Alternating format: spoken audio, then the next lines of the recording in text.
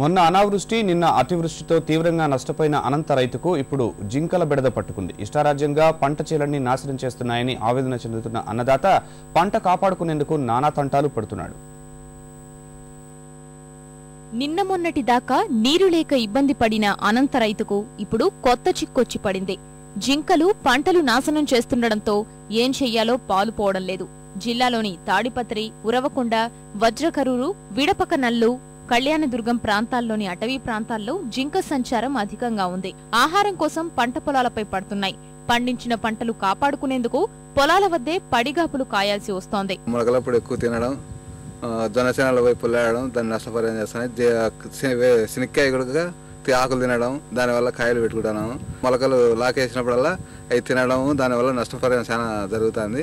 కుసం లాకులు తినేస్తున్నాయి. చిన్న మొక్కలు ఉన్నప్పుడే పైరు శనగ మొక్కలు వచ్చేసి చాలా పొల్లాడడం, శనగ ఆకులు వచ్చేసి అంత కలిసి చాలా డ్యామేజ్ చేస్తున్నాయి.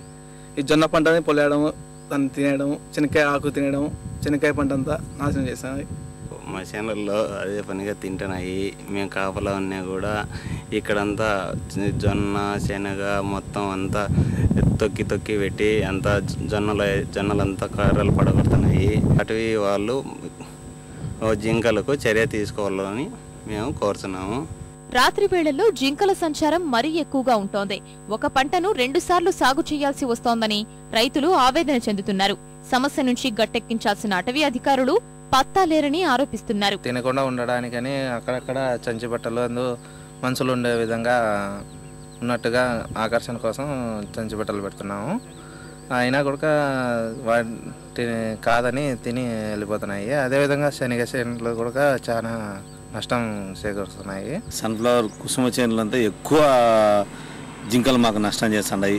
ఏదన్నా చేద్దామంటే పోలీస్ స్టేషన్లో కేసులు పెట్టి మమ్మల్ని రైలుపోని ఇబ్బందులు అయితే అయిన ఉద్దేశంలో కరెంటు పెట్టలేక, టిమ్మెట్ పెట్టలేక, ఏం చేయలేక దానికోసం మేము ఈ రకంగా ఉన్నాం.